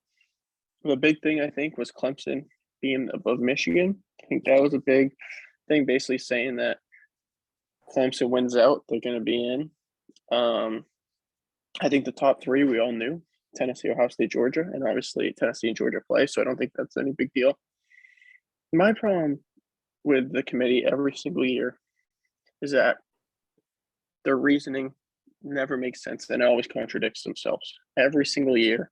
And the way they do it, I don't think they do this necessarily totally on purpose, but they make it seem like the bottom of their rankings are ranked the way they are to justify the top of their rankings. I mean, with LSU being at 10, which you could argue they deserve to be top 15. I think 10's pushing it a little bit, especially with how many teams are 7-1 and 6-2, and then like a team like Tulane at 19, they beat Kansas State. I know transit stuff they don't really look at, but they beat Kansas State 17-10 in week 3, and then Kansas State just beat Oklahoma 48-0. Oklahoma State 48-0, and Tulane's a spot behind Oklahoma State. Their reasoning never makes sense and always contradicts themselves. Yeah, I don't really have obviously I think Michigan should be ahead of Clemson, but that's going to work itself out. The big issue that I have here, and this is the single most egregious ranking of a team that I've seen in the 6-7 years of the committee. LSU at 10 is an atrocity. This team is not good. Who are you going to put higher? They are going to get blasted this week by So what Alabama. do you think the ranking should be? Should the ranking be the 25 most deserving teams, and then in order by that, or the 25 best teams? It has to be a mix, and I can tell you LSU sucks Okay. and is not deserving. No, they beat LSU they beat Ole Miss like a drum. It should be ranked based on Ole Miss what we've is not seen good either. on the field this year. I think too many times they rank it based on previous years and expectations going into the year and quote unquote talent that you have on your roster based on recruiting and stuff like that. It should be based solely on the product and levels of the teams that we see on the field this year. I always think the first playoff ranking is just an indictment on some teams. Just I don't know, their schedules or the way they played. I feel like that's always been the case. Michigan is definitely one of those teams. Their schedule's a joke, and they got. But it doesn't even make sense because Georgia's arguably played a worse schedule than Michigan. So why didn't they punish them? But then maybe they did by dropping them from one to because you can't blame Georgia because they scheduled a top 10 team in the non-conference to make up for it. Michigan scheduled nobody in the non-conference, so So do you do It is you what it just is. solely reward them? Do you solely reward them based on if they tried to schedule a good non-conference game? Because then Georgia went out and scheduled Samford and Kent State. Yeah, but they scheduled Georgia also. Michigan scheduled two. They scheduled the three of the worst FBS teams in the entire country. Probably three of the top five.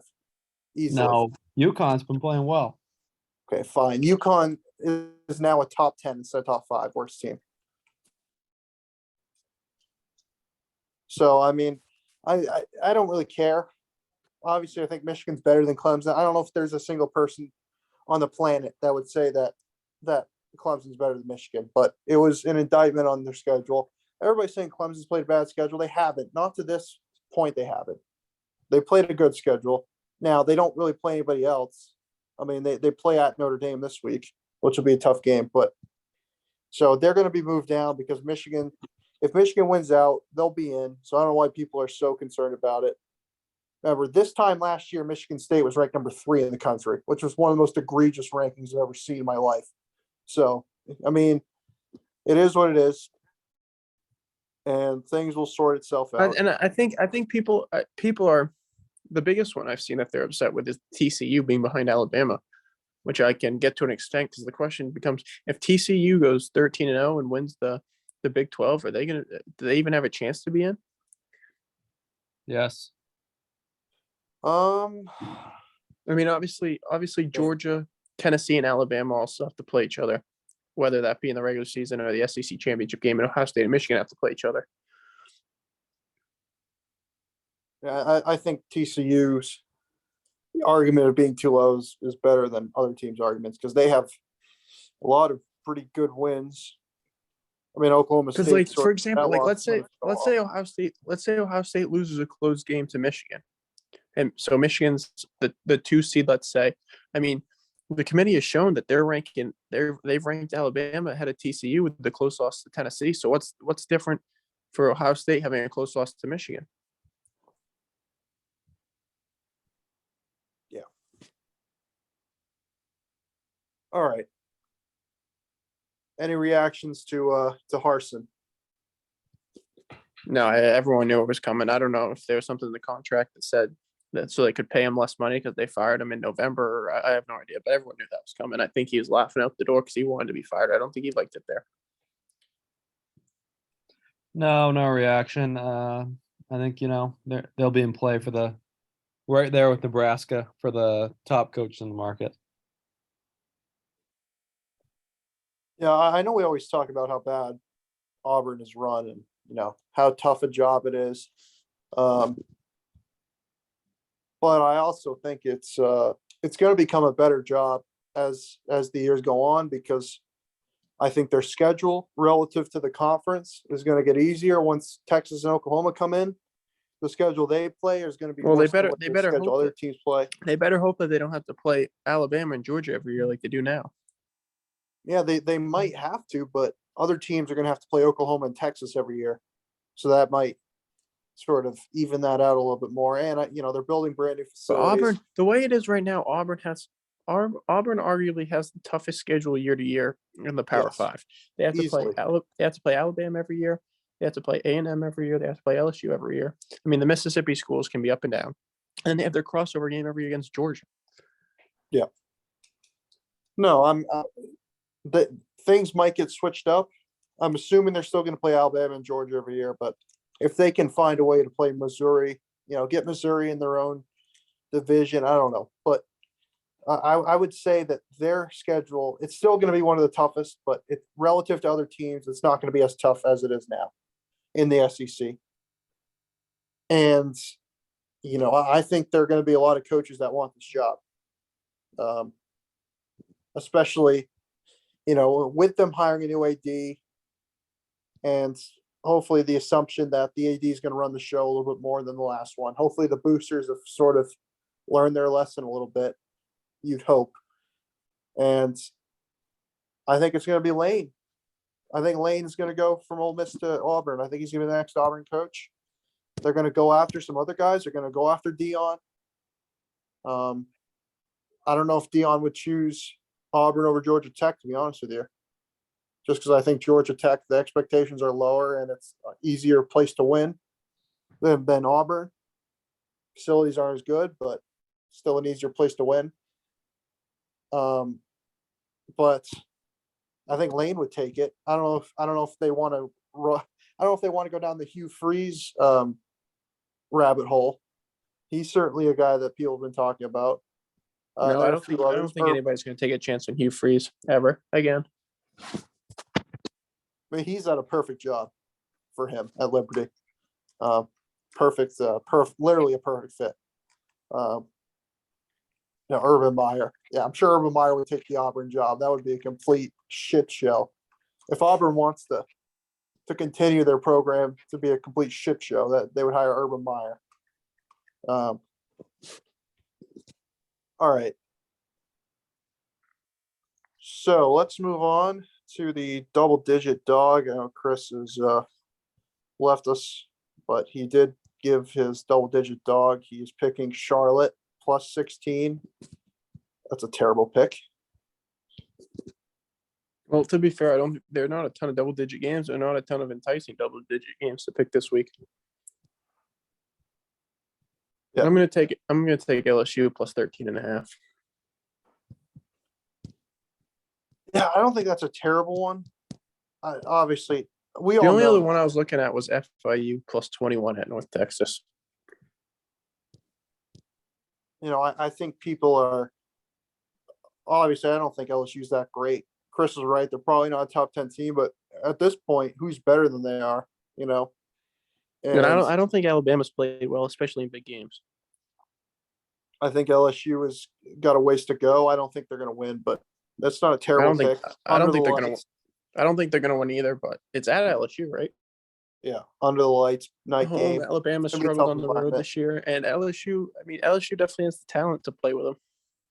And we've seen Alabama shit their pants on the road multiple times this year. And in big games. Yeah, at Texas they shit their pants. Arkansas they play well on the road, but Tennessee they didn't handle Tennessee well at all. And it's going to be a similar environment this week. So it's going to be fun to watch. But you never know, I guess. I'm going to go with Liberty plus 14.5 against Arkansas. Liberty's been very impressive this year. They've handled their business against everybody. Close loss to Wake Forest. I don't know if they're going to win, but I think the spread's too big. I know that for sure. I would definitely take Liberty plus 14.5. And when you look at what Arkansas has been playing, I mean, they are in just a gauntlet of a schedule. You can't help but look at Liberty and see it as sort of a game to relax, but you can't relax against Liberty. They will throw the ball on you. They will score points. Arkansas's got to be ready for that. So I'm going to take Liberty there. All right, on to the picks. If you look at the standings, Luke with a big comeback. His double-digit dog last week hit, so he is now tied with Chris at the top. I'm 9 games back. I had a good week, but I just haven't been able to get that dog to hit yet. I mean, you're kind of killing us in the picks, since Chris and I both have two extra 10 wins or something like that. Yeah, if you look at the loss column, I would have a 3-game lead if we didn't do this stuff. But I'm 9 games back, so I got to figure out a way to come back. We got 2 games to preview this week. The 2 games we've been talking about. Start with Tennessee at Georgia. I think this is a game that should answer questions about both teams. I think Georgia has not been particularly impressive, especially offensively. I haven't think they've been great. I think there's still questions around Stetson Bennett and their running game. Defensively, they no doubt have the talent. 100% they have the talent, and I think they'll figure it out, and their defense will be okay. But there are some questions surrounding that. They played some close games against teams they haven't. They should have been pretty bad, and you could argue this is one of the teams that they won the championship last year, and they're kind of on cruise control. But because they also haven't really played anybody on their schedule outside of Oregon, which I think is an exception, not a rule game. I think Oregon first game as a new head coach, first game, new quarterback, quote unquote neutral site game that's in Atlanta, Georgia. So I think there are a lot of questions surrounding Georgia. I think everyone knows the questions around Tennessee, but they already have one foot in the playoff and in the SEC championship because they have that win over Alabama. But it is a game they probably need a win because if they don't get in, I don't know how strong their argument is. If they don't get to the SEC championship game, I don't know how strong their argument's going to be to get into the playoffs. So we'll see. So who you taking? Georgia? Oh, my bad. Yeah, I'll take Georgia. Yeah. I just in this sort of game, I sort of look at the talent that both teams have, and I think there's a gulf. Where is the game? Is it at Georgia? Yeah, it's at Georgia, and that is a factor. I think there's a gulf in talent. I think Georgia's much more talented. Now, I think Tennessee makes up for that in their offense, but at some point, I just think Cal's going to win out. It probably should have won out against Alabama, but Alabama sort of melted down defensively in that game. And I think Georgia's a more well-rounded team than Alabama is. Alabama's top-heavy with the talent they have. Georgia is they just got a ton of talent everywhere. And one thing that Tennessee does really well is, like I said earlier, Tennessee runs the ball better than Georgia does, but Georgia passes the ball better than Tennessee does. Well, Georgia has that tight end that's really good. He had a big week last week. Yeah, they got their tight end room is insane. They got Bowers and Darnell Washington. And I think Georgia's going to move the ball, but Tennessee, I don't know if Tennessee's going to be able to run the ball. I think Georgia's going to stop the run. And if Georgia can stop the run with four guys and put two safeties back, four guys for their front four and two linebackers, and put their safeties back and stop the pass, I think Georgia's going to be in great shape. Combine that with the home crowd. I like Georgia to win by probably 2 touchdowns. I do think the talent thing is a thing. This is not people comparing this to the LSU team. It's not close because the talent LSU had in their team dwarfs the talent that this Tennessee team has. And it was a great win against Alabama, but they're going to play a really good team. You also in that Alabama game, you also had everything on the scale got tipped the things towards Tennessee. The home environment, the storyline coming into the game, how well they were playing. You haven't beat them in, what was it, 15 years, 10 years, whatever it was. Like 15 years. Yeah, you hadn't beat them in 15 years. Like everything just kind of was pointing towards Tennessee, kind of a feel-good game. It was a quintessential Saban fluke loss. Yeah. All right, Alabama at LSU. Yeah, I don't think there's much. I think LSU can pull up an upset, especially because I think Alabama has a lot of weaknesses going into this game. It's on the road. They haven't gone off to a great start in a lot of games. LSU definitely has the talent to compete with them. Brian Kelly is obviously a good coach, and LSU's been playing well. I think it will probably be close for half, maybe 3/4, and Alabama might pull away. But I'm going to pick Alabama. But it's LSU, so I certainly think I think the line should be a lot closer than 13.5. I'll tell you that. Yeah, I don't know. This kind of reminds me of when Michigan State both last year and in 2017, Michigan State was ranked high going into Columbus. And you just knew it is probably one of those games, though, right? Where if it's close, LSU is going to win. And like if LSU, you know what I'm saying? If LSU wins, it's going to be close. And if Alabama wins, it's going to be by 40. Yeah, I see that. I think Alabama's going to win. And I'm not sure. LSU can't run the ball. They don't run the ball a year. Daniels is good. He's having a good year, but he's going to have to do things that he hasn't done all year. LSU is going to have to do a lot of different things. Differently. LSU's defense has actually been pretty good. They've got some young guys who are playing well, but I just think it's going to be too much. I think Alabama will probably win by 21. I think they're going to win pretty comfortably.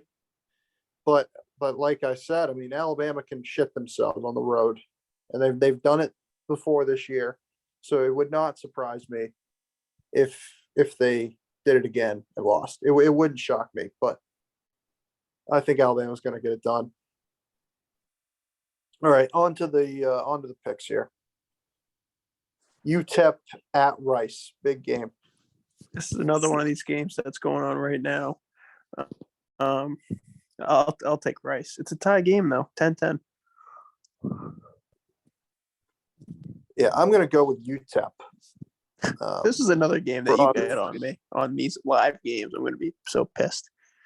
Yeah. All right, App State at Coastal Carolina. I'll take App State. Yeah, I'm going to go with Coastal Carolina. Jesus Christ. Duke up at Boston College. Duke. Yeah, I was looking at this game for my double-digit dog. But Yeah, I was too. 'Cause no I'm sure there's a confidence. place you can find it at 10 points. I did see it at 10 points earlier, but I couldn't do it because BC is just atrocious. I'm going to take Duke. Big New England rivalry. We got UMass at UConn. UConn trying to win the New England Cup after beating BC. I'm going to take UConn. Yeah, I'm also going to take UConn. Big game tomorrow night. Oregon State at Washington. I'm going to take Washington, but mainly because they're at home. I'm going to take Oregon State because it's going to be a torrential downpour and they're just going to run the ball. And I think Michael Penix is really good, but there are times where he is really bad. And I feel like tomorrow could be one of those days. I don't know why. I'm going to switch my pick. If it's going to be raining, I'm going to pick Oregon State. All right. Okay. Saturday at 11:30 a.m. The Commander-in-Chief's trophy is on the line for Air Force. I can't remember Yeah, last time they won it. I think they've won it the most times. Yeah, but it's been a while. It feels like they had a chance last year and they couldn't do it. Globe Life Park. We got Air Force versus Army. Yeah, I predict there's going to be a lot of running in this game. That's a probably hot say, 80 to 90 handoffs. The last time Air Force won it was 2016. They won it 20 times. The next closest is Navy at 16. And then Army's got 9. I'm surprised the Army's kind of dropped that far because I think they're the only one with the national championship. But I'll take Air Force. Army's been one of the biggest disappointments this year. Yeah, I'm going to go with Air Force. I think it's finally their time. It's been a while, 6 years. All right, Iowa at Purdue. Has Air Force beat Navy already? Yeah, earlier in the year. Gotcha. All right. What's the game? Iowa at Purdue. I'll take Purdue. Yeah, I just think Purdue is Iowa's number. Every year they beat Iowa, it seems like. All right, Kentucky at Missouri. Kentucky. Missouri's somehow favoring this game, but I just think Kentucky's the better team. Yeah, I'm going to take These Missouri. are teams that Kentucky beats every year. It's the teams that they win the games they're supposed to win, and that's how they get to the 8-9 wins. Yeah, Missouri's a really weird team. I knew when I took South Carolina that Missouri was going to win last week, and then they won. How about this? This is kind of interesting. Missouri's 1-point favorites in the game, but if you bet money line, Kentucky's the favorite. Interesting. I'm going to take Missouri. I did not like what I saw from Kentucky, and this is probably a terrible pick, but I'm going to take Missouri. All right, we got a huge game in Evanston, Ohio State, Northwestern. Oh, I meant to bring that up. I was going to bring that up to Chris that you said Ohio State should bench all their starters because it's going to be raining and on grass, but I'll take Ohio State.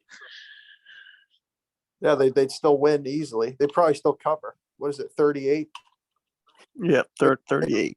Maybe I'll take Northwestern as my double-digit dog. I'll get 19 wins if they pull it off. All right, Florida, Texas A&M. I'm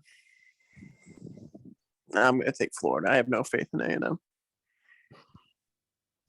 Yeah, I don't like Florida. I don't either, but I think both these teams are pretty bad. Florida's sort of hit their ceiling for this year's team. I just think A&M's a little better. Even how bad A&M's been playing, I still think they might be a little bit better than Florida. I'm going to take A&M in this game. Maryland at Wisconsin. This is an interesting game. I'm gonna take Wisconsin. They've been playing well recently. Yeah, I agree.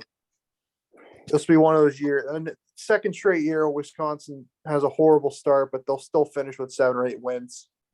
So I'll take Wisconsin. Do you think they're going Georgia- to keep Leonard? Yeah, I think they will. Because their biggest problem has been recruiting, and I don't know if this is a Chris thing, or if this was more of an institutional thing. But they were like dead last in the Power 5 money spent on recruiting. Yeah, because they recruit like North Dakota State does. They sort of keep it close, and they get guys who want to play for them. They don't try and go out and get guys that they don't try to recruit in a normal sense. At least they didn't try, and it worked for a while, but times are changing, obviously. All right. Yeah, but you also Georgia- can't be dead last in the Power 5 if you want to be competing for conference championship. It's also true. All right. Georgia Tech at Virginia Tech. I'm going to take Virginia Tech. Probably a dumb pick, but I'm going to go with Georgia Tech here. Why is that a dumb pick? Virginia Tech's the favorites. No, It's at home. I meant that it was a dumb pick for me. No.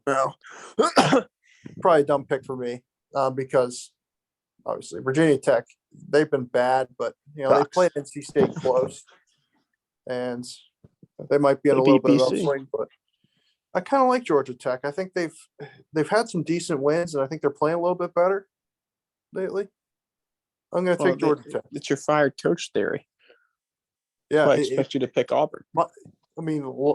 my fire coach theory is working pretty damn well. It Well, you seems better like pick- every team better that's pick fired Auburn. their coach has gotten much, much better since. All right, Baylor and Oklahoma. I guess we'll see with Auburn. Who's Auburn? That's what I playing just with? said. You better be picking Auburn. I'm going to take Baylor. I think Oklahoma's way too I mean, Oklahoma could win this game by 40, and they could lose it by 40. But I'm going to take Baylor. This is one of the more interesting games of the week, but it's on ESPN Plus. Shocker. Yeah, But- but the Big 12 did get the new contract deal. That is true. I'm gonna take Baylor. It's gonna be close. I think Baylor's the better team, although Baylor has not won many close games, but I think they're the better team. I think they'll win. Actually, no, I'm gonna switch my pick. I'm gonna take Oklahoma. Talk myself out of it. All right. Michigan State at Illinois. I think if I was taking the line, I'd take Michigan State plus 17, but I'll take Illinois. I actually would have, if that tunnel thing didn't happen, if we had all our starters, I think I would take Michigan State. I don't know. There's something about Illinois that I just don't trust. And they really haven't played. I know Michigan State's bad, but they really haven't played a really good team yet. Well, you could say Wisconsin, but at the time, Wisconsin was just terrible at that time. And credit to them, they won easily. Beat Iowa, beat Purdue. No, not Purdue. They beat someone else, but Minnesota. That was a good win. But I don't know. But I just think when you lose 3 big run stoppers like Michigan State, lost, it's going to be tough. And Illinois' defense is going to eat this offense alive. I'm going to take Illinois. All right, Penn State at Indiana. What a game. Yeah, Penn State. Somehow this line's closer to the Michigan State game. Yeah, because Penn State, I don't think people trust Penn State. I mean, Penn State Besides You the don't trust Minnesota you game, trust Penn State? I think Michigan State's better than Indiana, and I trust Penn State more than I trust Illinois. I'll tell you that. yeah, I don't in this situation though. Coming off of because Penn State just, I don't want to say their season's over, but you know, they can't win the Big Ten anymore. So you wonder what emotionally they're gonna do. But I think they'll win. But I wonder if it'll be one of those quintessential Tom Allen keeps it close games. I wouldn't shock me. Syracuse at Pitt. I can't go away from Syracuse now. I'm going Syracuse. Yeah, you know, I've been picking against Pitt a lot, but I'm done with Syracuse. I think they're mentally done. I'm going to take Pitt. All right, West Virginia at Iowa State. Iowa State.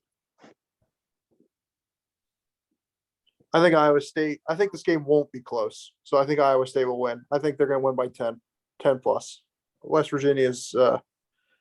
I think Neil Brown. If West Virginia fires Neil Brown, then they'd win this game just on the interim coach theory, but they still have them. So I'm going to take Iowa State. This was a very interesting line to me. Oklahoma State and Kansas at Kansas, and it's a pick 'em. It doesn't surprise me the way Oklahoma State played last week. I'm going to take Oklahoma State. I don't know why. I'm just going to take them. I don't think Kansas is playing as great as they started out the season. Yeah, I'm going to take Oklahoma State. I think it's going to be one of those games where people are doubting Gundy. That's why it's a pick 'em. They're doubting Oklahoma State after that terrible loss. I think he'll get his team back, and they'll win. I said Oklahoma State, right? Yeah. Liberty at Arkansas. Arkansas. Yeah, I'm gonna go all in. I'll take Liberty. Texas at Kansas State. Kansas State. Oh man, this is a tough one for me. I like Texas, but Kansas State I think is the best team in the Big 12. And Texas coming off a bye. If Texas wins, you can argue that they have their destiny in their hands at that point, especially in the Big 12. They probably do at that point. No, I'm going to take. I mean, Texas. I don't know how the tiebreakers work and whatnot, but K-State coming off of an emotional high against Oklahoma State. Is Adrian Martinez going to play? I don't know. I haven't looked into that, but I'm going to take Texas. I'm going to roll the dice here. I've rolled the dice a lot in these picks so far. All right. This is an interesting game here. Well, that doesn't look right. Who is Houston playing this week? They playing SMU? SMU, I think. Yeah, on here I wrote BYU. That would have been a weird game. Yeah, they're playing SMU. So Houston at SMU. Yeah, they're playing SMU. I'm going to take SMU. Yeah, it's really a pick'em game though, because SMU's 3-point favorites. So neutral field pick'em. Yeah, I'm going to take SMU. This is an interesting game. BYU's playing Boise State. Yeah. James Madison at Louisville. Ooh. I'm gonna take Louisville, but just because they've been playing a lot better recently. Yeah, I'm gonna go with Louisville just because I've picked too many upsets so far. I'm gonna take Louisville. All right, Florida State at Miami. Oh God, Florida State. Yeah, I'm gonna take Florida State. Clemson at Notre Dame. This is an interesting game. Notre Dame sucks. Very close spread. I don't know. The type of football that Clemson plays is very not much margin for error the way they play. Yeah, well, they also have a coach that knows what they're doing. I just want to point out the fact to our listeners that I'm the one who usually if this was Mike or Chris, they'd be picking Notre Dame and saying how great of a season Notre Dame's had because their team beat Notre Dame. I don't do that. Notre Dame sucks. Clemson's gonna win. Yeah, it's a close spread. I'm gonna go with Clemson. All right, Michigan at Rutgers. Yeah, Michigan. Under the lights. Last year they struggled with them though, Mike. Yeah, they did. That's true. I think Rutgers is terrible, though. I think Michigan's going to roll. All right. Wake Forest at NC State. Last game. Ooh, I'm not too sure about this one. What's the line? I can't remember. Wake Forest -3.5. I'm gonna take NC State. I'm going to take Wake Forest. I know they played a horrific game last week, but I feel like that was mostly turnover induced, and turnovers are a luck stat. So I think Wake Forest will get it back this week. All right, that will be it this week for the Big Four podcast. We'll be back this weekend for the first real basketball podcast. So we'll see you then.